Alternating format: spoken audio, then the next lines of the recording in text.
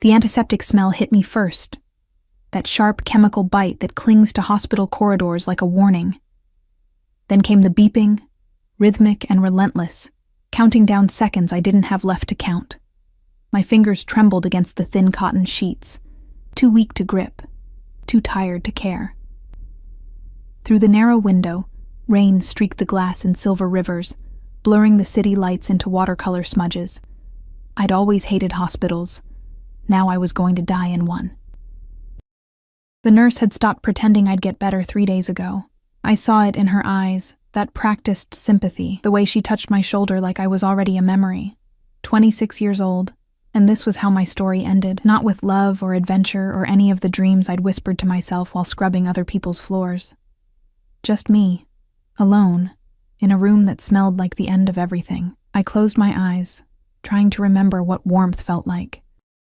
My apartment, if you could call that crumbling studio an apartment, had always been cold. But Mrs. Castellano's mansion, that had been different. For 3 years I'd walked those marble floors, dusted those crystal chandeliers, invisible among the luxury. The help never mattered to people like them.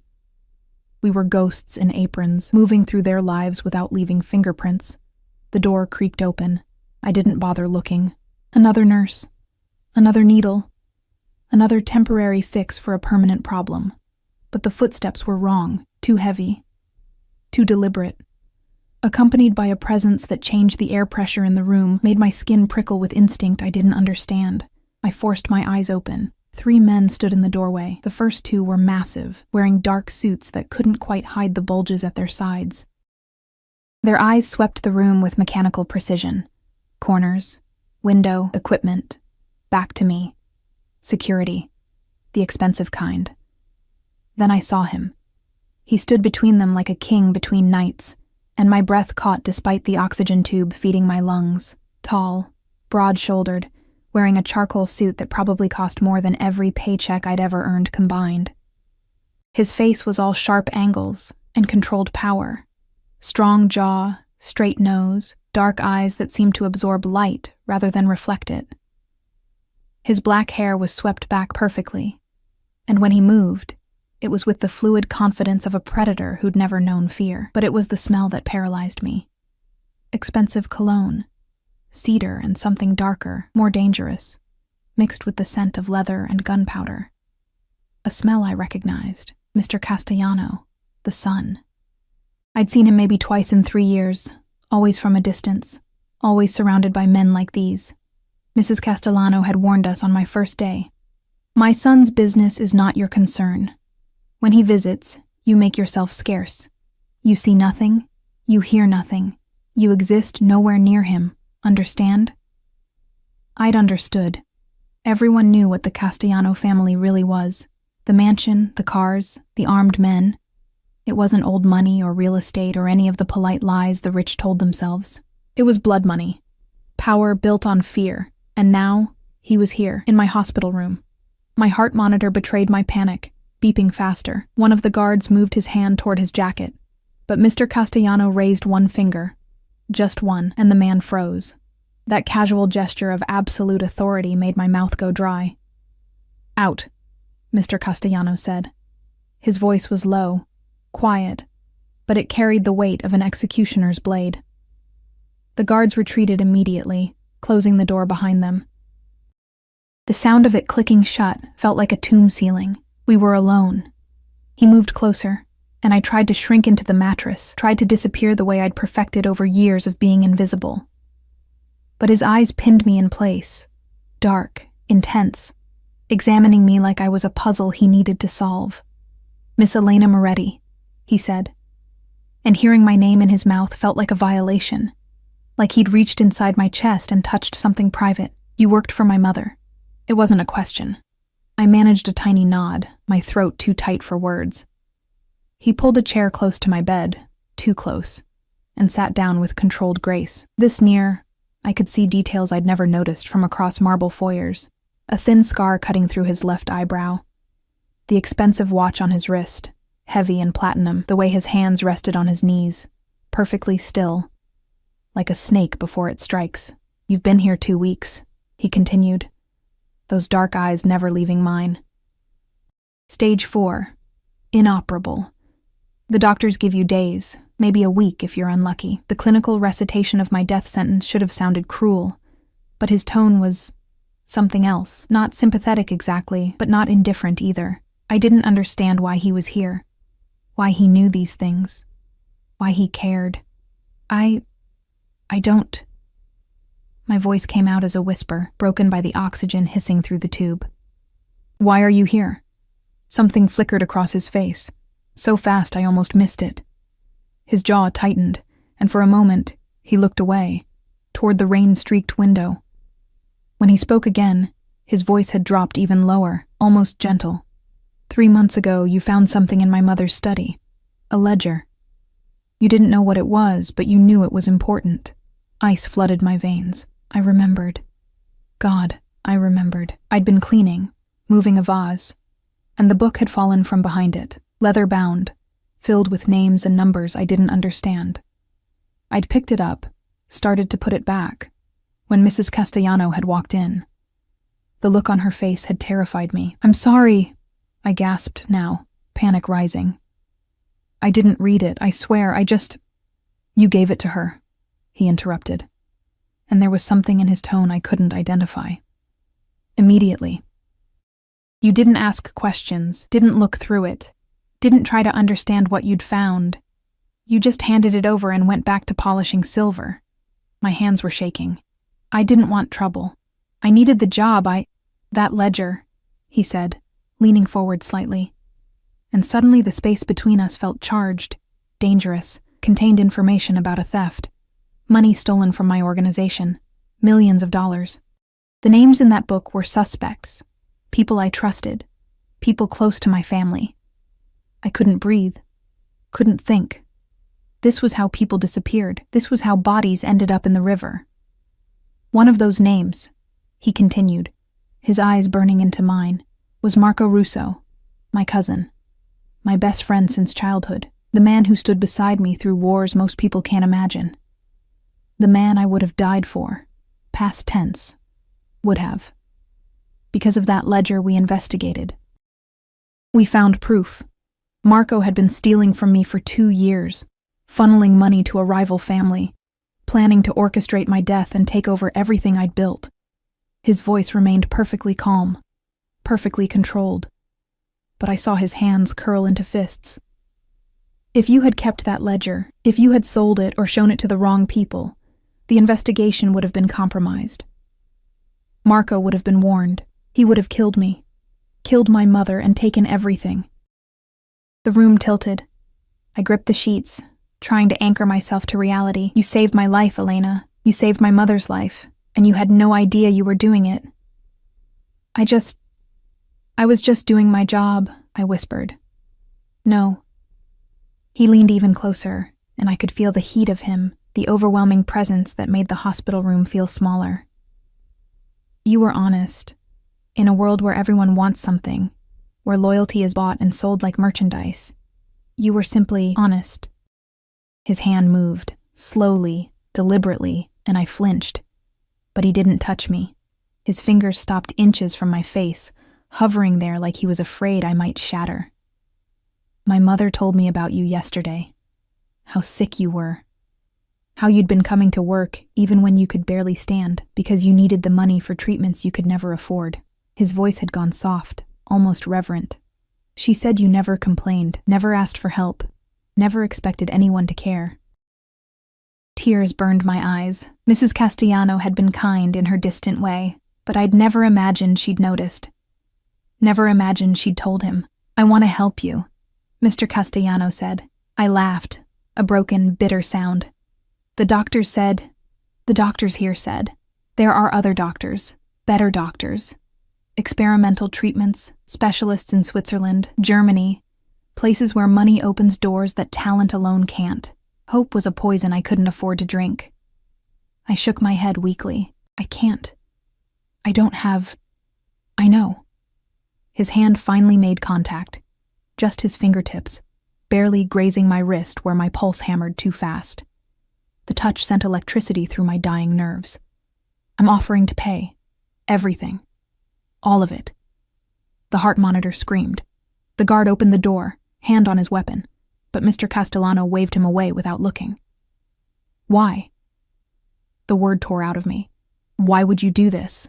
I'm nobody. You're the woman who saved my life without knowing it, without wanting anything in return. His fingers wrapped around my wrist now, gentle but unbreakable, like a shackle made of silk. I don't forget debts, Elena, and I protect what's mine. What's mine? The words hung between us, heavy with implications I was too frightened and too desperate to examine. This was a man who ruled through fear, who'd probably killed with those same careful hands. This was a world I didn't belong in, couldn't survive, but I was dying anyway. His phone buzzed. He glanced at it, and his expression shifted, something dark and violent moving behind his eyes before he buried it. When he looked back at me, his face was unreadable again. I have to go. There's a situation that requires my attention. He stood, and immediately the room felt colder. But my people will stay. Arrangements are being made. By tomorrow you'll be transferred to a private facility. The best doctors, the best care, whatever it takes. He moved toward the door and panic seized me. This felt like a dream, like something that would evaporate the moment he left, leaving me alone with the beeping machines and chemical smell. Wait, I breathed. He paused, hand on the doorframe, looking back over his shoulder. What do you want from me? I needed to know. Needed to understand what debt I was incurring, what price I'd eventually have to pay. For a long moment, he just stared at me. Then something that might have been a smile touched his lips, cold and dangerous and beautiful. Everything, he said simply. But for now, just live. The door closed behind him, leaving me alone with the rain and the beeping and a terror that felt somehow different from dying, because I'd just made a deal with the devil, and I didn't even know what I'd promised him in return. They moved me at dawn.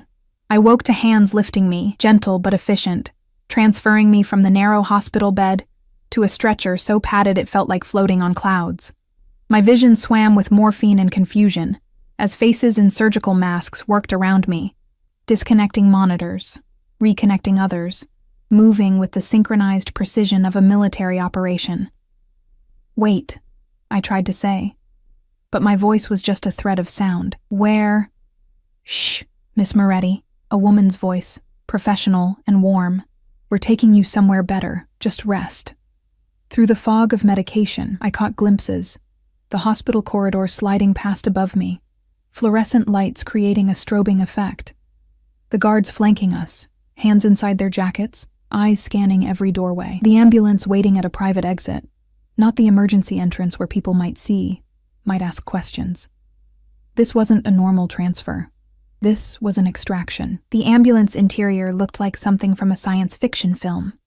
Equipment I'd never seen, monitors displaying information I couldn't interpret. A doctor sat beside me, an older man with kind eyes and expensive clothes that had no business being in an ambulance.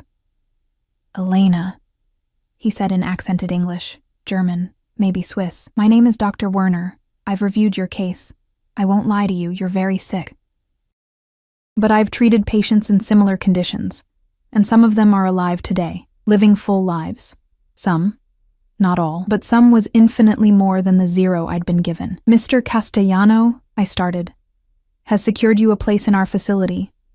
Dr. Werner interrupted smoothly. The cost and arrangements are not your concern. Your only job is to fight. Can you do that? Could I? 3 days ago, I'd been ready to surrender, to slip quietly into whatever came after this. But now, with hope burning like a coal in my chest, with the memory of dark eyes and that dangerous promise, just live, I found myself nodding. Good girl, Dr. Werner said, and something about the phrase made me think of Mr. Castellano's voice, the way he'd looked at me like I was both fragile and precious. The ambulance stopped at a private airfield. Through the tinted windows, I saw a jet, sleek, white, with no commercial markings. The guards surrounded us as they carried me out, forming a human shield between me and the gray morning. Rain had given way to mist, turning everything soft and dreamlike. Someone had thought of everything. A medical team waited on the plane, the interior configured as a flying hospital room. As we lifted off, I watched the city shrink below, the place where I'd scrubbed floors and counted pennies, and never imagined my life could be anything more than survival. Now I was flying over it in a private jet, bought and paid for by a man whose name made grown men flinch. What did that make me? The facility in Switzerland was nothing like the hospital I'd left. We landed at another private airfield, and they drove me through mountains dusted with early snow to a building that looked more like a luxury resort than a medical center. Glass and steel and clean lines, surrounded by pine forests and pristine silence. My room had a view of the Alps. I would have laughed if I'd had the strength. 24 hours ago, I'd been dying in a room barely big enough for the bed. Now I had a suite with artwork on the walls and furniture that probably cost more than my entire life's earnings. The treatments started immediately. Dr. Werner explained each one. Experimental immunotherapy, targeted radiation, medications so new they didn't have names yet, just numbers and letters. They pumped chemicals into my veins that burned like liquid fire, made me vomit until there was nothing left, stole my hair in handfuls, but they also gave me mornings where I could sit up without gasping. Days where the pain receded from unbearable to merely constant. Weeks where blood tests showed numbers moving in the right direction. I was fighting, and slowly, impossibly, I was winning. Mr. Castellano didn't visit. I told myself I didn't care, that I shouldn't care. He'd paid his debt, bought me this chance at life, and now we were even. Whatever strange intensity had passed between us in that hospital room was just a fever dream, morphine and desperation creating something that didn't exist. But his presence was everywhere anyway. The guards who stood outside my door, rotating in 8-hour shifts. The fresh flowers that appeared in my room every morning. White roses, never any other color. The reports that Dr.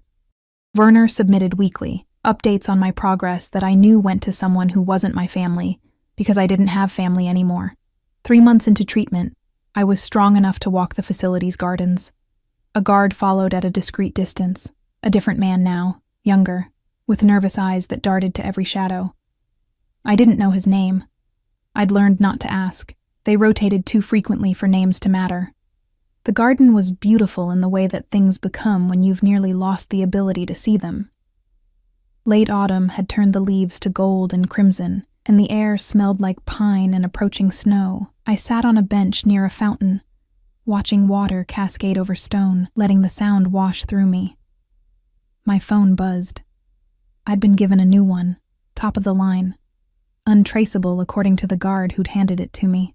There was only one number programmed in it. Unknown caller. My hands shook as I answered. Elena. His voice, after 3 months of silence, hit me like a physical thing. Lower than I remembered, rougher, like he'd been drinking or smoking or not sleeping. Mr. Castellano, I managed. Dante. A pause. My name is Dante. I think we're past formalities. Dante. It suited him, both elegant and infernal. I closed my eyes, trying to steady my breathing. Why are you calling? Dr. Werner says you're improving. That the latest scans show the tumors shrinking. Another pause, longer this time. I wanted to hear your voice, to know it was true. Something in my chest twisted. You could have visited. You didn't have to. Yes, I did. His voice went hard, final. You needed to focus on healing, not on complications. And I had matters to handle. Marco's betrayal went deeper than the money. There were others involved. It took time to root them all out, root them out. Such a gentle phrase for what I knew he meant. Bodies in unmarked graves. Families that would never know what happened to their sons, their fathers, their brothers. I should have been horrified, should have hung up, demanded to leave this golden cage, return to whatever life I could scrape together on my own. But instead, I found myself asking, is it finished? Yes. Satisfaction edged his tone. Everything is handled. The family is secure. My mother is safe. Good, I said, and meant it, and some part of me wondered when I'd become someone who could feel relief about a man orchestrating deaths. I'm coming to see you, Dante said. It wasn't a question or a request, just a statement of fact. Tomorrow. I've stayed away long enough. My heart rate spiked so sharply that the guard looked over, concerned. I waved him off, trying to control the panic and anticipation warring in my chest. "Why?" I whispered. "Because you're mine, Elena." That phrase again, the one that had haunted me through months of needles and nausea and nights when I wanted to surrender. "You became mine the moment I decided to save you, and I protect what's mine, always." The line went dead. I sat in the garden until the sun set, until the guard gently suggested I come inside before I caught cold, until the white roses in my room seemed to glow in the lamplight like tiny moons. That night, I dreamed of dark eyes and dangerous hands, of being held so tightly I couldn't breathe but didn't want to. Morning came with fresh snow and fresh terror. They brought me new clothes, not hospital gowns, but real clothes. A cashmere sweater in deep burgundy, tailored pants that fit perfectly, soft leather boots. Someone had measured me, knew my size, anticipated this moment. The invasion of privacy should have angered me. Instead, I put them on with trembling hands and stared at myself in the mirror. The woman looking back was almost a stranger. Thinner, yes. The treatments had stolen pounds I couldn't afford to lose. My hair was growing back in uneven patches, covered now by a silk scarf, but my eyes looked alive again, bright with fear and something else I refused to name. He arrived at noon.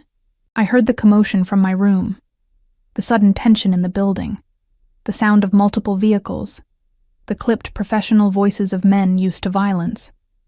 My hands fisted in the cashmere, and I forced myself to breathe.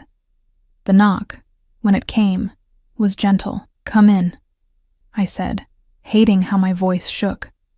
Dante Castellano entered like a storm made flesh. He wore all black today, sweater, pants, coat that swept behind him like wings. But it was his face that stopped my breath. Those sharp features looked carved from marble, beautiful and merciless. A fresh bruise marked his jaw, and I saw healing cuts on his knuckles when he pulled off his leather gloves. He'd been in a fight, recently. "Elena." My name was a prayer and a claim. He moved toward me slowly, like I was a wild animal he might spook. "You look like I've been dying," I supplied bitterly. "Alive." He stopped 3 feet away, those dark eyes roaming over me with an intensity that made my skin burn. "You look gloriously, defiantly alive." The silence stretched. I didn't know what to say, how to act around this man who'd bought my life and now stood in my room like he owned it, like he owned me. "The reports don't do you justice," he continued softly. "Dr. Werner's clinical descriptions, the numbers and percentages, they told me you were surviving, but seeing you..." His hand lifted, hovering near my face like it had in the hospital, like he was afraid to touch. "May I?" I should have said no, should have stepped back, established boundaries, protected whatever was left of myself that hadn't been claimed by needles and machines and his money. I nodded. His fingers brushed my cheek, feather light, reverent, tracing the curve of my face like he was memorizing it through touch. His thumb grazed my lower lip, and I gasped, the sound small and helpless. "I've thought about you every day," Dante murmured, stepping closer until I could smell him, that cedar and danger scent that had haunted me. "Every single day.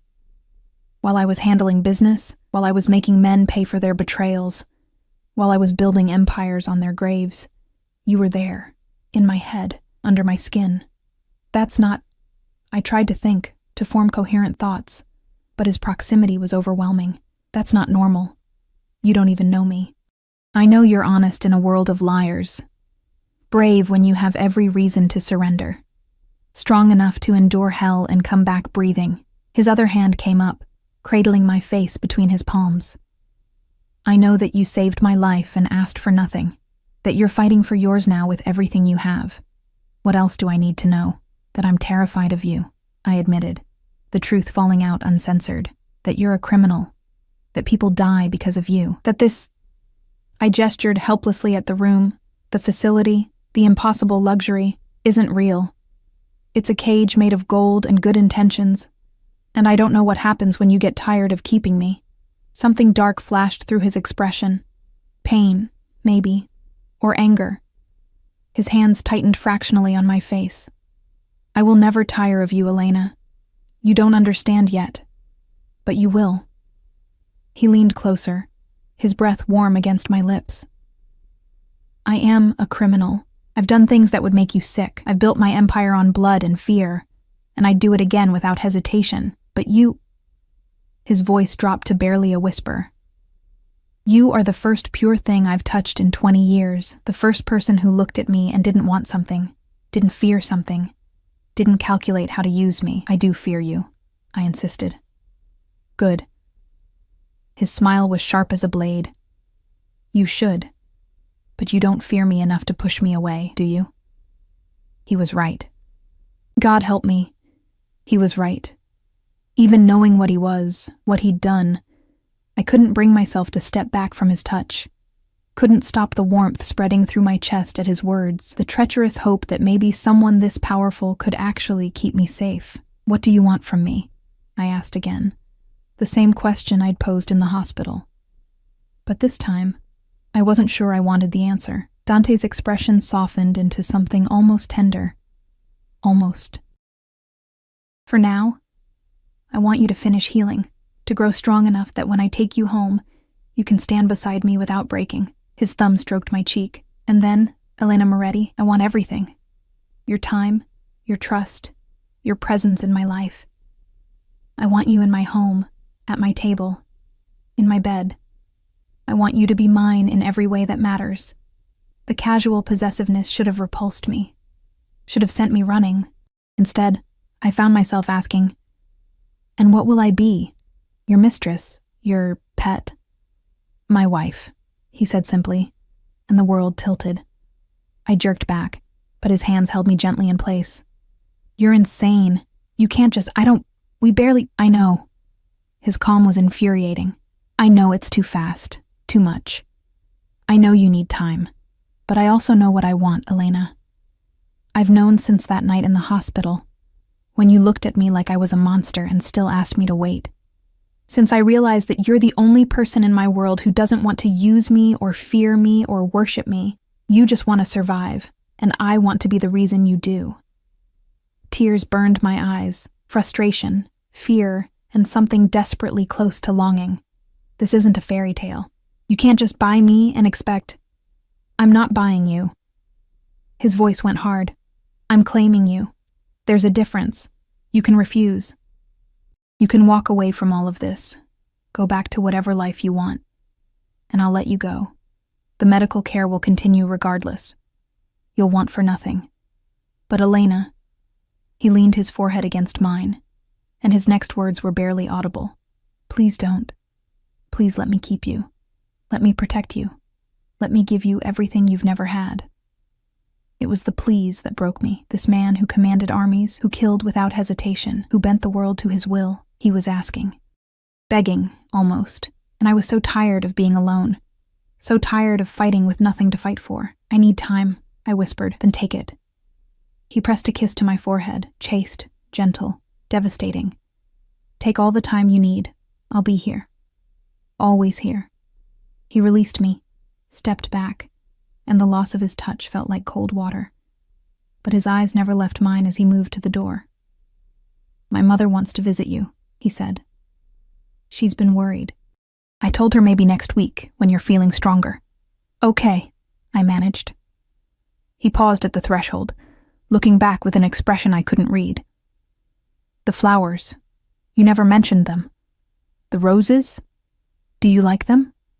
I can have them changed if—" "They're perfect," I interrupted. "White roses they're perfect." His smile this time was real, small, but genuine. It transformed his face, made him look younger, almost vulnerable. "Good, because they mean something, In my Elena. world, White roses mean promises. Protection. Forever." Then he was gone, leaving me alone with the scent of his cologne and the weight of promises I didn't know if I could keep. I sank onto the bed, my legs giving out, and stared at the fresh bouquet on the nightstand.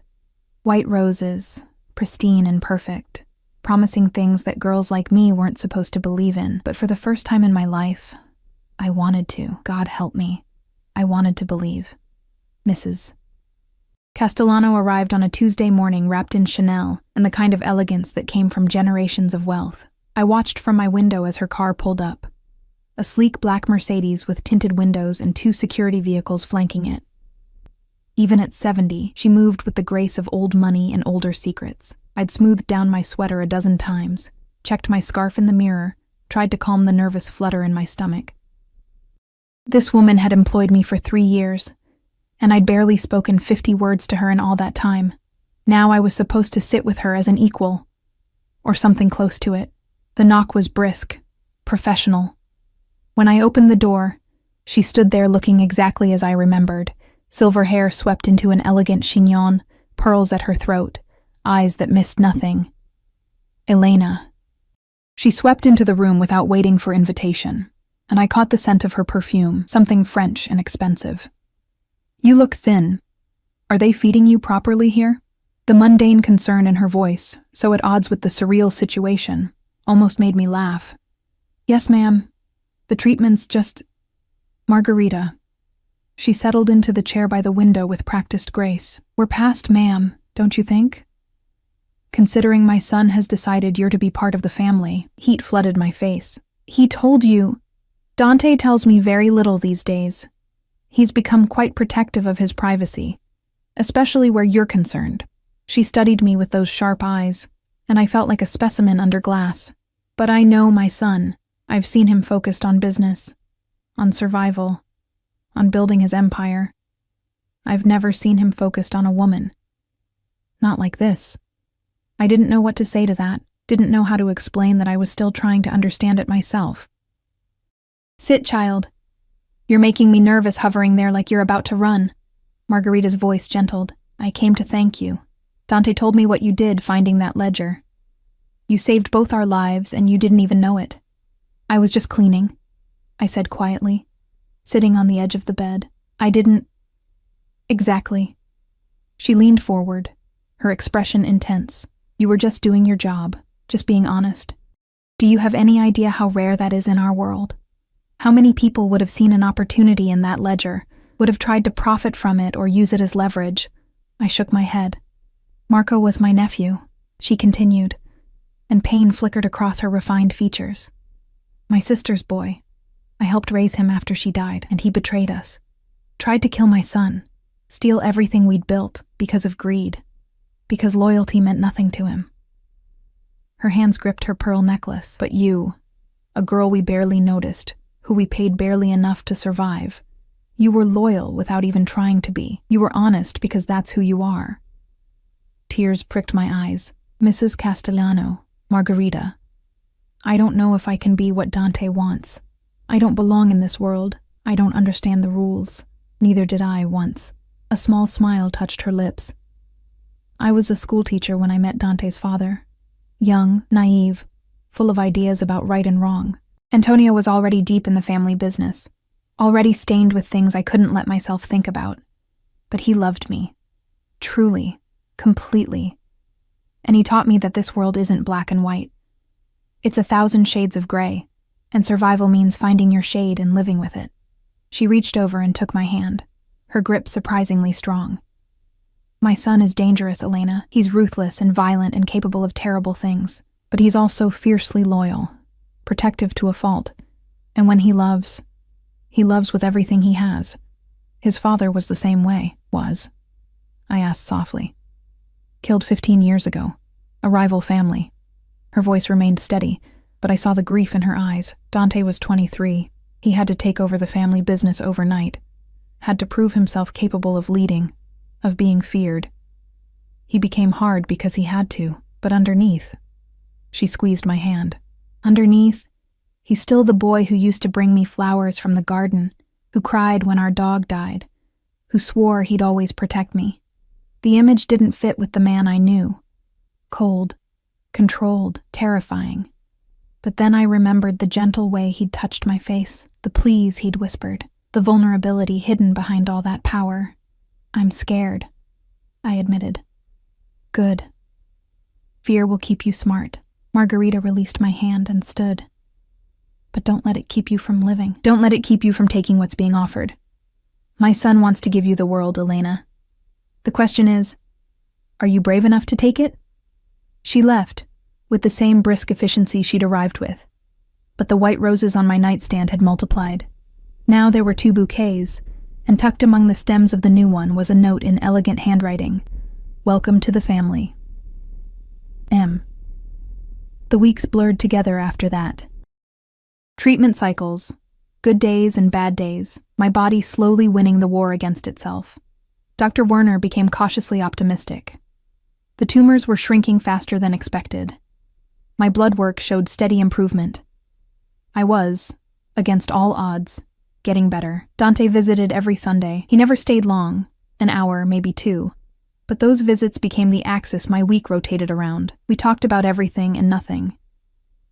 He told me about his mother's charity work, about the legitimate businesses he was trying to build alongside the illegal ones, about his plans to eventually transition the family into something cleaner. I told him about my childhood, about parents I'd lost too young, about the foster homes and the struggle to survive, about dreams I'd buried under the weight of just getting through each day. He never touched me beyond those careful caresses, a hand on my cheek, fingers brushing mine, his palm warm against my back when he helped me walk the gardens. But the restraint felt deliberate, like he was holding himself back with visible effort. Why? I asked one afternoon as we sat by the fountain, dead leaves skittering across the stone. Why don't you... you said you wanted everything, he finished, his dark eyes finding mine. I do. But not until you're strong enough to choose it freely. Not until there's no question that you're with me because you want to be. Not because you feel obligated or trapped. That's very... I searched for the word. Ethical. For a mobster. His laugh was low and genuine. Don't mistake patience for ethics, Elena.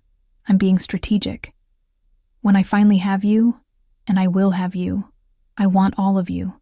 No doubts, no reservations, no wondering if you only said yes because you felt you had to. The certainty in his voice sent shivers down my spine. You're very sure of yourself. I'm sure of us. He caught my hand, threading his fingers through mine. You feel it too. Don't tell me you don't. I couldn't. Because he was right. Somewhere between the hospital room and the white roses and these careful Sunday visits, something had shifted. The fear was still there, probably always would be, but it had been joined by something else. Want. Need. A desperate, treacherous hope that maybe this impossible thing could actually be real. I'm almost done with treatment, I said quietly. Dr. Werner says maybe 2 more months, then observation. Then you come home. Dante's grip tightened. To New York. To me. Is that what you want? For me to just move into your house? Become your wife? The word was firm. I told you what I wanted, Elena. That hasn't changed. We barely know each other. I know you take your coffee with too much sugar and no cream. That you hate the smell of jasmine but love roses. That you read romance novels when you think no one's watching and cry at the endings. His thumb stroked across my knuckles. I know you're stronger than you think you are, braver than you believe, and more deserving of happiness than you'll admit. What else matters? The fact that you kill people for a living? I suggested weakly. I protect my family and my interests. Sometimes that requires violence. I won't apologize for it or pretend to be something I'm not. His expression hardened. But I will never, ever let that violence touch you. You'll be safe with me, Elena. Always. A guard approached, spoke to Dante in rapid Italian. Whatever he said made Dante's jaw tighten, his eyes go cold and dangerous. I have to go, he said, standing. There's a situation that requires my attention. What kind of situation? He looked down at me, and for a moment I saw the killer everyone else feared, the kind where someone forgot that what's mine is not to be touched. I need to remind them. Ice slid through my veins. Dante. Don't. He leaned down, pressed a kiss to my forehead. Don't ask me about this part of my life. You don't need to know, don't need to carry it. Just trust that I'll handle it and come back to you. Can you do that? I should have said no, should have demanded answers, insisted on knowing what he was about to do. But the truth was, I didn't want to know. Didn't want to face the reality of what loving this man would mean, because I was falling in love with him. Somewhere between fear and gratitude and these stolen Sunday afternoons, I'd fallen. "Be careful," I whispered instead. His smile was sharp and cold. "Always am, amore mio." He left, and I watched his car disappear down the mountain road, surrounded by guards and violence I couldn't see but knew was there. That night, I couldn't sleep. I paced my room, stared at the white roses, tried to reconcile the gentle man who brought me flowers with the one who'd left to handle a situation with murder in his eyes. My phone buzzed at 2 a.m. Unknown caller. "Dante?" I answered immediately, heart racing. "It's handled." His voice was rough, exhausted. "Everything's handled. Go to sleep, Elena." Did you... I couldn't finish the question. "Yes." No elaboration, no excuses. Just that single word, heavy with implications. "Okay." I breathed. "Okay?" He sounded surprised. "That's it? No horror, no accusations?" "I knew what you were when I started caring about you." The admission fell out unbidden. "I knew. And I care anyway. I don't know what that makes me." Silence stretched between us, broken only by his breathing on the other end of the line. "Mine," he finally said, his voice raw. "It makes you mine. Say it, Elena. Tell me you're mine." I closed my eyes, felt tears slip down my cheeks, tasted the moment my life split into before and after. "I'm yours," I whispered. The sound he made was almost a groan. Relief and possession and something darker. 2 months. That's all the time I'm giving you to finish treatment. Then you're coming home to me, and I'm never letting you go. Understand? "Yes." "Say it again. Say you're mine." "I'm yours, Dante." And saying it felt like falling and flying at the same time. "Good girl." The praise in his voice made me shiver. "Now sleep. Dream of me. Dream of the life we're going to have." He hung up, leaving me alone with my racing heart and the white roses and the terrifying, exhilarating knowledge that I'd just surrendered to a man who would either save me or destroy me. Probably both. The final 2 months passed in a haze of improving health and growing anticipation. My hair grew back in soft waves. Color returned to my cheeks. Strength returned to my limbs. Dr. Werner ran test after test, each one showing better results than the last. "Miraculous," he said during my final exam. "I've seen spontaneous remissions before, but never quite like this. Whatever you're fighting for, Elena, it's working." I was fighting for Sunday visits and white roses and dark eyes that looked at me like I was precious. Fighting for a future I'd never imagined I could have. Fighting for him. Margarita visited twice more, bringing clothes and advice and stories about Dante as a boy that made him seem almost human. She never mentioned his business, never acknowledged the darkness. But I saw her glance at her guards, saw the way she checked corners and exits even in the safest places. This was the life I was choosing. Beautiful and terrifying in equal measure. On my last day at the facility, Dr. Werner presented me with my final results. "You're in remission, Elena, full remission. You'll need regular monitoring, but as of today, you're cancer-free." I should have cried with joy, should have celebrated. Instead, I felt a strange sense of unreality, like I was watching someone else's life unfold. "Thank you," I managed, "for everything." "Thank Mr. Castellano," Dr. Werner said with a knowing smile. "His investment in your care made all the difference. And his insistence that we never give up, that we try every possible treatment, that kind of determination is rare." That night, Dante called. "Tomorrow," he said without preamble. "I'm coming to get you tomorrow. Pack whatever you want to bring. Everything else will be provided." "Dante, Are you having second thoughts?" His voice went carefully neutral. "Because now is the time to tell me, Elena. Before you're in my house, in my bed, in my life, completely. Tell me now if you can't do this." I looked around the room that had been my home for 6 months, at the white roses, fresh as always, at the view of mountains I'd never see again, at the life I was leaving behind. Small and simple and safe. No second thoughts, I said firmly. Come get me. Take me home. The sound of his breath releasing told me how much tension he'd been carrying. I'll be there at noon. Be ready, amore mio, because once I have you, I'm never letting you go. Promise? The word came out smaller than I intended. On my life, he said. On everything I am and everything I have. You're mine now, Elena, forever. Forever. Such an impossible word.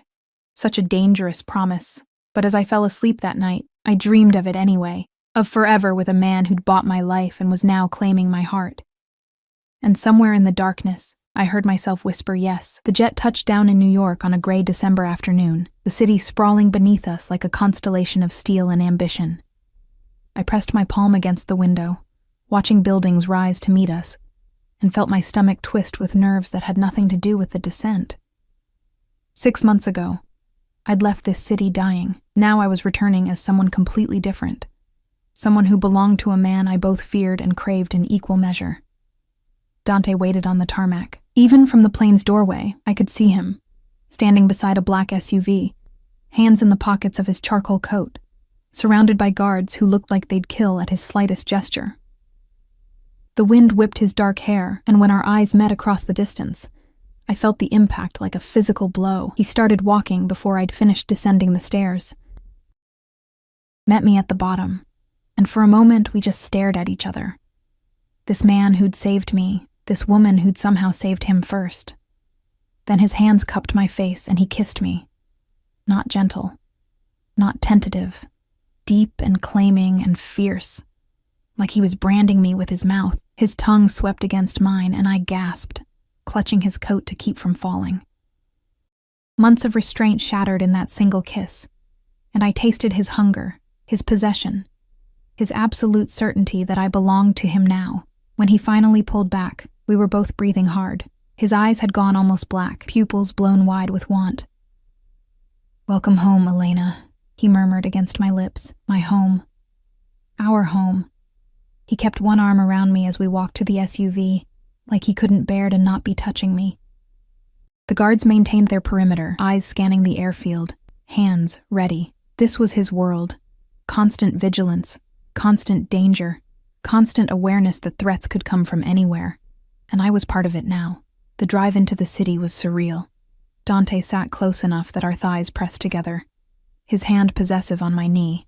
He didn't speak much, just watched me with an intensity that made my skin feel too tight. "Nervous?" he asked finally. "Terrified," I admitted. "Of me?" "Of everything. It's all happening so fast." His hand tightened. "We can slow down. I can take you to one of my other properties, give you space to adjust." "No." The word came out fierce. "No, I don't want space. I turned to meet his eyes. "I want what you promised. Everything." Something dangerous flashed across his face. "Careful, amore mio. You're testing my control, and it's already hanging by a thread." "Maybe I want it to break," he growled, actually growled, and pulled me against him, capturing my mouth again. This kiss was rougher, desperate, his teeth grazing my bottom lip hard enough to sting. His hand slid into my hair, angling my head exactly where he wanted it, and I melted into him, into the heat and hardness and overwhelming presence of him. "Boss." The driver's voice cut through the haze. "We're here." Dante pulled back slowly, deliberately, his breathing ragged. "Inside," he said.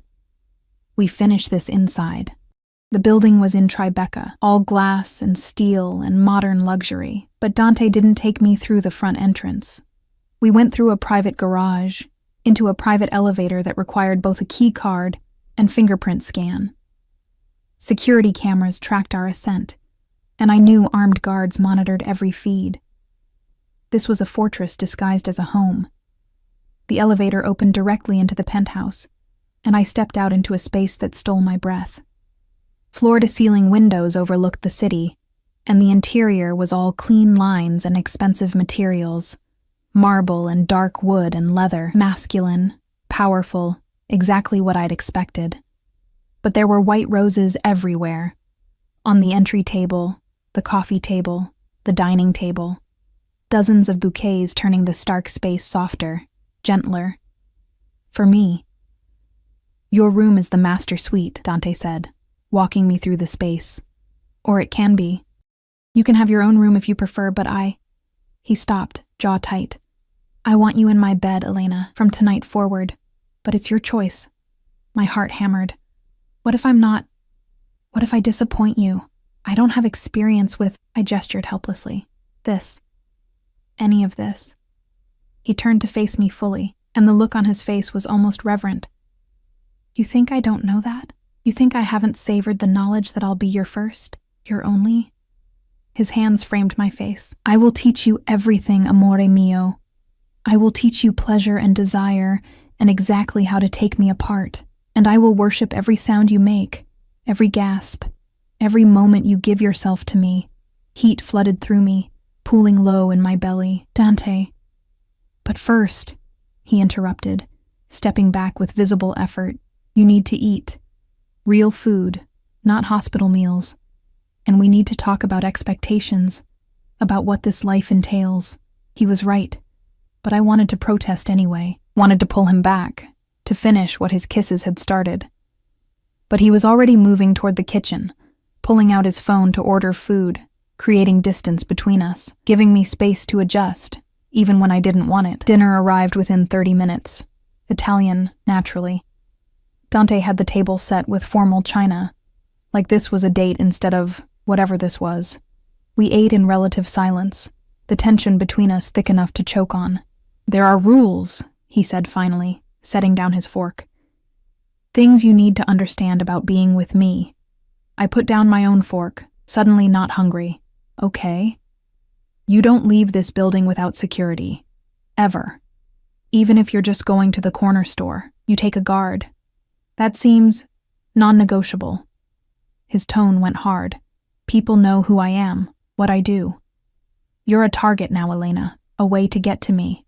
I will not risk you. The reality of it settled over me like a weight. Okay, you don't talk about my business. Not to friends, not to strangers, not even to my mother, unless she brings it up first.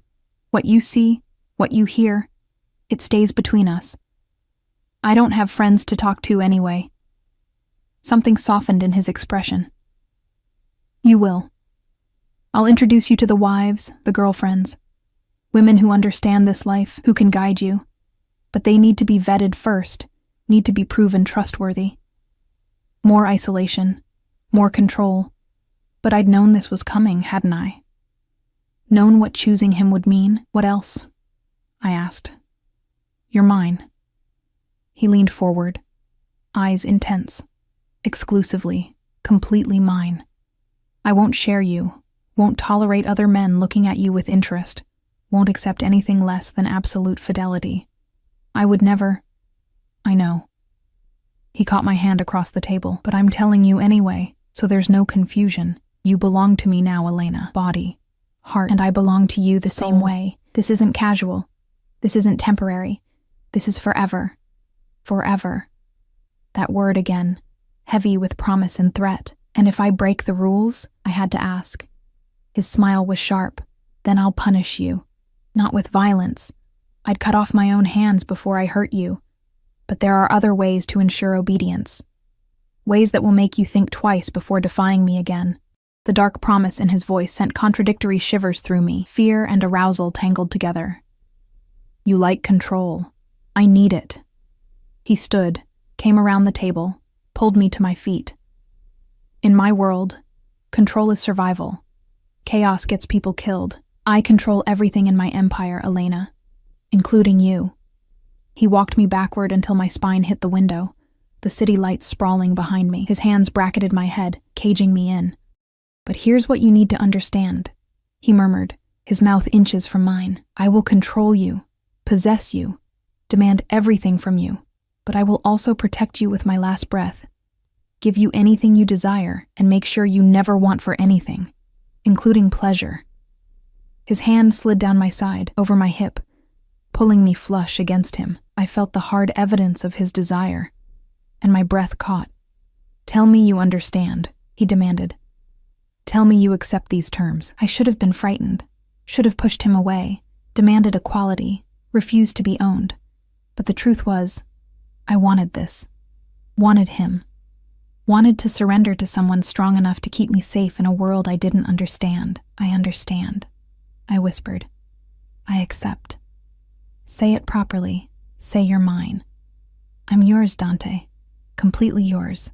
He made that sound again, that possessive growl, and claimed my mouth in a kiss that tasted like ownership. His hands roamed my body, learning curves that had filled out during treatment, memorizing the shape of me through my clothes.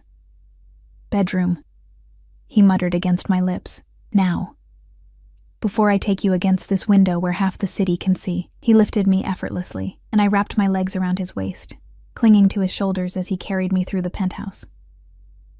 The master suite was enormous, dominated by a massive bed with black silk sheets. More white roses on the nightstands, their scent mingling with Dante's cologne. He set me down gently, then stepped back, his chest heaving. Last chance, Elena. Last chance to say no, to ask for more time.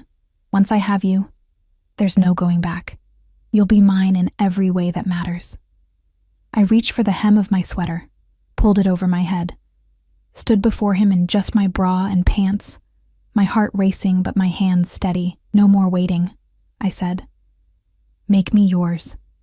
The restraint shattered. He was on me in seconds, his mouth hot on my neck, my collarbone, the swell of my breasts. His hands made quick work of my bra, and when his lips closed around my nipple, I gasped, my fingers digging into his hair. So perfect, he murmured between kisses.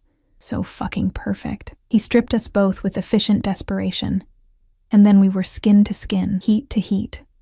I felt vulnerable and powerful at once, lying beneath him while he looked at me like I was something sacred. I'll go slow, he promised, his hand sliding between my thighs, finding me ready. I'll make it good for you, amore mio. Dante. I arched into his touch. Please. He took me with a gentleness that contrasted sharply with his earlier hunger. Slow, careful, watching my face for any sign of pain. There was discomfort, unavoidable for a first time. But he kissed it away, murmured praise and possession until pleasure overtook everything else. And when we finally moved together, when he filled me completely, I understood what it meant to be claimed, to be owned, to be treasured. Mine. He breathed against my neck as we found our rhythm. Say it. Yours, I gasped, always yours. Afterward, we lay tangled together, my head on his chest, his arms wrapped around me like chains made of flesh and bone. The city glittered beyond the windows, but I only had eyes for him. I love you, I said quietly, the words escaping before I could stop them. He went still. Then his arms tightened, nearly crushing me. Say it again. I love you, Dante. He rolled me beneath him, his eyes blazing.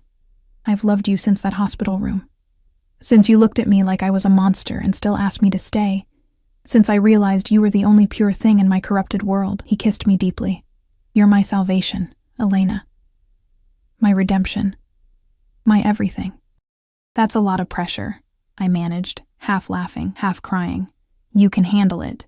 You survived cancer, survived meeting me, survived choosing this life. You can handle anything. His smile was fierce, and I'll be right here, making sure you never have to handle it alone.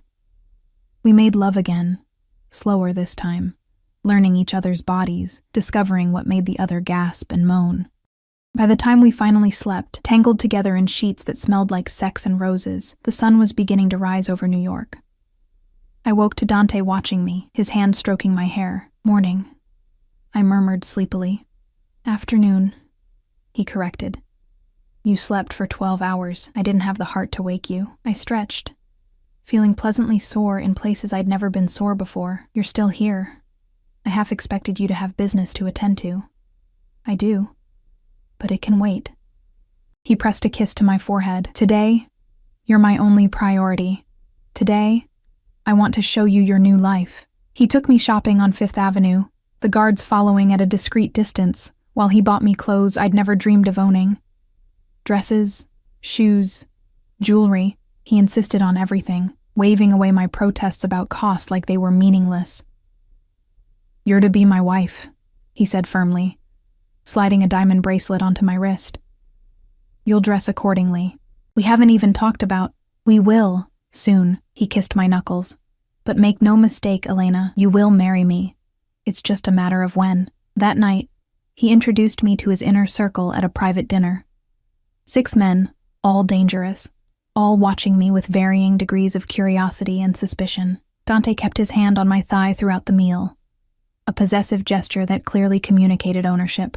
"This is Elena," he announced. "My fiancée. She is to be protected as if she were me. Any threat to her is a threat to me personally. Understood?" The men nodded, and I saw the shift in their eyes, from curiosity to calculation. They were measuring me now, trying to determine what leverage I might provide, what weakness I represented. I lifted my chin and met their gazes steadily. I might be new to this world, but I wouldn't cower. Dante's hand tightened approvingly on my thigh. After they left, he pulled me into his lap, nuzzling my neck. "You did well. They respect strength, and you showed them you have it. I was terrified. I know. But you hid it perfectly." He nipped my earlobe. "My fierce little queen." The endearment made me shiver. Queen implies I have power. You have the only power that matters. His hand slid up my thigh, power over me. That week blurred into the next. Dante was insatiable, claiming me in every room of the penthouse, teaching me pleasure I'd never imagined. But he was also surprisingly domestic, cooking breakfast while I watched, reading beside me in bed, showing me pieces of himself I suspected few people ever saw. "I want you to meet someone," he said one evening. "Someone important." The someone turned out to be a jeweler, a tiny Italian man who arrived with a case full of engagement rings. Dante sat beside me while I tried them on, his eyes never leaving my face. "That one," he said, when I slipped on a platinum band with a flawless 3-carat diamond. "That's the one." "Dante, it's too much. Nothing is too much for you." He took my hand, kissed the ring. 2 weeks. I'm giving you 2 weeks to plan whatever kind of wedding you want. Then you become Mrs. Castellano officially. 2 weeks. That's impossible. Not for me. His smile was confident. "I can make anything happen, amore mio, including the perfect wedding in 2 weeks." He was right. Money and power moved mountains, and Dante had both in abundance. Margarita took over the planning with military efficiency, consulting me on details but handling the actual execution. The guest list was small, family and trusted associates only. Security would be extensive. The venue would be Dante's private estate in the Hamptons. Everything happened so fast, I barely had time to process it. One moment I was dying alone in a hospital. The next I was being fitted for a wedding dress that cost more than I'd made in 5 years of scrubbing floors. "Are you happy?" Dante asked the night before the wedding, holding me close in bed. "Terrified," I admitted. "But yes, happy." "Good." He kissed my temple. "Because tomorrow you become mine forever. Legally, publicly, irrevocably mine. And nothing, not death, not distance, not time, will ever change that." His certainty should have frightened me. Instead, it felt like coming home. Tomorrow, I would marry a monster, and I couldn't wait. The wedding took place on a crystalline Saturday in December. The estate transformed into something from a winter fairy tale. White roses, always white roses, covered every surface, their petals dusting the aisle like snow. Candles flickered in hurricane glasses, casting golden light across the assembled guests. Beyond the windows, the ocean crashed against the shore, wild and beautiful and free. I stood in the bridal suite, staring at my reflection. The dress was ivory silk, simple and elegant, clinging to curves I'd regained through months of healing. My hair, fully grown back now, fell in soft waves around my shoulders. The diamond on my finger caught the light, throwing rainbows across the walls. "You look beautiful, child." Margarita appeared behind me, elegant in navy blue. "My son is a lucky man. I'm the lucky one," I said quietly. 6 months ago, I was dying. Now you're beginning. She squeezed my shoulders. "This family, this life, It isn't easy, but it's worth it. Trust me. A knock interrupted us. One of the guards, Marco, I'd learned his name, stood in the doorway, his expression urgent. Mrs. Castellano, there's a situation. The boss needs to handle something before the ceremony. My stomach dropped. What kind of situation? Margarita's face went hard. How serious? Serious enough. There's someone at the perimeter, someone who shouldn't be here. I moved toward the door, but Margarita caught my arm. No. You stay here. This is Dante's world, Elena. Let him handle it. But I couldn't. Not today. Not when we were supposed to be starting our life together. I pulled free and followed Marco down the hallway, ignoring Margarita's protests. The study was full of men, guards, advisors, all standing around Dante, who sat behind his desk with lethal calm. He looked up when I entered, and fury flashed across his face. Elena, get back. No. I moved to his side. What's happening? He studied me for a long moment, jaw tight. Then he sighed and pulled me into his lap, one arm wrapping around my waist. There's someone here claiming to have information about you, about your past. He says he knew your father. Ice slid through my veins. My father died when I was 8. I know. Dante's hand tightened on my hip, which makes this interesting. He's demanding money to keep quiet about whatever he thinks he knows. Extortion, basically. Rage replaced fear. On our wedding day? Someone is trying to extort you on our wedding day? Stupid, right? Dante's smile was cold. Bring him in. The guards dragged in a man I didn't recognize. Middle-aged, weathered, eyes darting nervously around the room. When he saw me, something like recognition crossed his face. Elena Moretti, he said, you've done well for yourself. From nobody to Mafia princess. Your father would be proud. You didn't know my father, I said coldly. Didn't I? Thomas Moretti, worked construction, died in an accident on a job site. He smiled unpleasantly, except it wasn't an accident. He was murdered, pushed off that building because he witnessed something he shouldn't have, something involving the Castellano family. The room went deadly quiet. Dante's hand on my hip became iron. You're lying, I whispered. Am I? Ask him. The man jerked his chin at Dante. Ask your precious fiancé if the Castellano family was involved in construction rackets 20 years ago. Ask him if they ever had to silence witnesses. Dante stood, setting me carefully aside. His expression was terrifying. Blank, cold, absolutely lethal.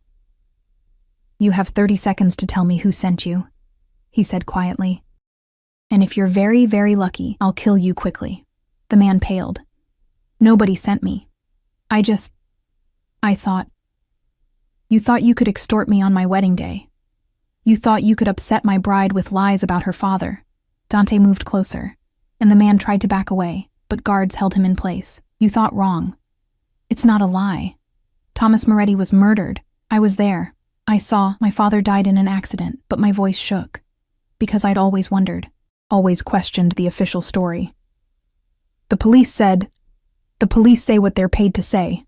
The man spat. Your father saw a murder. Castellano men killing a union organizer who wouldn't play ball. Thomas was going to testify, so they killed him too. Made it look like an accident. I couldn't breathe. Couldn't think. The room tilted. Dante caught me, pulled me against his chest. Get him out of here, he ordered. Find out who sent him, what he really knows, then handle it. As the guards dragged the man away, his protests fading down the hallway, I pushed away from Dante's chest and looked up at him. Is it true? I demanded. Did your family kill my father? I don't know. His honesty surprised me. I was 7 when your father died, Elena. I had no part in it, no knowledge of it. But yes, my family was involved in construction rackets then. Yes, people were killed to protect our interests. It's possible. The truth hit me like a physical blow. Everything we'd built, everything we had, it might all be founded on my father's blood. I pulled away. I need air. I stumbled out onto the terrace, the December wind cutting through my wedding dress. Behind me, I heard Margarita arguing with Dante, heard his cold responses, then footsteps. Elena, Dante's voice. Look at me. I turned. He stood there in his wedding suit, heartbreakingly handsome, devastatingly dangerous, the man I loved, the family that might have destroyed mine. I will find out the truth, he said, every detail. And if my father's men killed yours, I will bring you their names, their confessions, everything. I won't hide it from you. And then what? Tears burned my eyes. What do we do with that truth, Dante? How do we build a life on blood and lies, the same way everyone in this world does? He moved closer. By choosing what matters more, the past we can't change, or the future we can build together. That's too simple. It's not simple at all. It's the hardest choice you'll ever make. He reached for my hands. But here's what I know. I love you. I will spend the rest of my life protecting you, providing for you, making you happy. My father's sins are not mine, Elena. And your father's death, if my family was responsible, I will make it right, however I can. How? I demanded. How do you make murder right? I can't, but I can honor his memory. I can make sure his daughter never wants for anything, never suffers, never dies alone in a hospital because she can't afford treatment. His grip tightened. I can build something better than what came before. Cleaner. I'm already transitioning the family businesses, cutting ties with the violent side. For you. Because of you. I wanted to stay angry, wanted to rage at the injustice of it all. But looking at him, seeing the truth in his eyes, I realized something. We were both children of this violent world, both shaped by choices we hadn't made, bound by blood we hadn't chosen. I need the truth, I said finally. All of it. No matter how ugly. You'll have it. He pulled me close. But right now I need to know. Are you still going to marry me, even knowing what you know? I closed my eyes, felt his heart beating against mine. Thought about the girl dying alone, and the woman standing here now. Thought about 6 months of white roses and careful touches and a man who'd given me back my life. Yes, I whispered. God help me. Yes. His relief was palpable. He kissed me deeply, desperately, like I might disappear if he let go. Then let's get married, he murmured against my lips. Let's start our life together, right now, and deal with the past as it comes. The ceremony was small and intense. I walked down the aisle alone, no father to give me away, just my own 2 feet carrying me toward the man who'd become my everything. Dante watched me approach with eyes that promised forever, and when I reached him, his hand trembled slightly as he took mine. Elena Moretti, the officiant began, but Dante interrupted. Wait. He turned to face me fully. Before we do this, I need to say something, in front of everyone. The room went silent. I am not a good man, Dante said, his voice carrying to every corner. I've done terrible things. I will probably do terrible things again. But you... His thumb stroked across my knuckles. You make me want to be better. You make me believe I can be more than my father's legacy, more than this blood-soaked empire. You saved my life without knowing it, and now I'm spending the rest of mine making sure you never regret choosing me. Tears slipped down my cheeks. Dante, let me finish. His smile was soft. I vow to protect you with everything I have, to provide for you beyond your wildest dreams, to love you until my last breath and beyond, to be honest even when it hurts, to be gentle even when I'm feared, to be yours completely, even when I'm everyone else's nightmare. This is my promise, Elena. Before God and family and everyone who matters, I am yours. The room was absolutely still. Even Margarita had tears in her eyes. Your turn, Dante said quietly. I took a shaky breath. I'm supposed to say traditional vows, but nothing about us is traditional. I gripped his hands tighter. 6 months ago, I had nothing. No family, no future, no hope. You gave me all of that back. You gave me life and love and a reason to fight. So I vow to stand beside you through whatever comes. To trust you even when I'm scared. To love you even when it's complicated. To be your partner, your confidant, your home. I choose you, Dante Castellano, with all your darkness and all your light. I choose us. He kissed me before the officiant could pronounce us married, and laughter rippled through the guests. When he finally pulled back, his eyes were bright. Now make it official, he told the officiant. The rest passed in a blur, rings exchanged, vows completed, The pronouncement that we were husband and wife.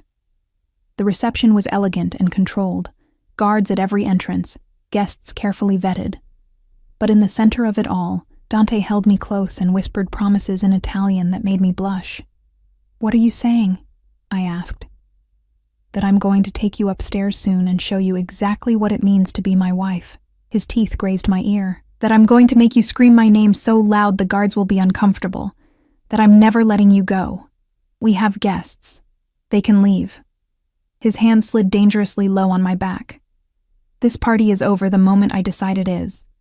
True to his word, we left our own reception early. Dante swept me into his arms and carried me upstairs while our guests cheered, and the moment the bedroom door closed, he was on me. "Mine," he growled against my throat, working the buttons of my dress. "My wife. My Elena. Mine." "Yours," I agreed breathlessly. "Always yours." We consummated our marriage thoroughly, desperately, until the winter sun set and rose again. And in the quiet moments between, he held me close and told me about his plans, the businesses he was buying, the legitimate empire he was building, the future where our children wouldn't have to live in fear. "Children?" I asked, surprised. "Eventually." His hand splayed across my stomach. "When you're ready. When you're strong enough. I want everything with you, Elena. Marriage, children, growing old together. All of it." The future stretched before us, complicated and dangerous and beautiful. I didn't know what tomorrow would bring. Didn't know if we'd find the truth about my father, or how I'd handle it if we did. Didn't know if I could truly be the wife of a mafia boss, the queen of an empire built on violence. But I knew I loved him, knew he loved me, knew that together, we were stronger than apart. "I love you," I whispered into the darkness. "I love you more than life," he replied. "You're my redemption, Elena, my salvation, my everything." And lying there in his arms, surrounded by white roses and winter starlight, I believed him. We'd found each other in the darkest moment, him visiting his dying maid, me surrendering to fate. What happened next had touched everyone in that hospital room, changed the trajectory of both our lives. He'd saved me. I'd saved him. And now we'd save each other every day, for the rest of our lives. It wasn't a fairy tale. It was real and messy and complicated. But it was ours, and that made it perfect.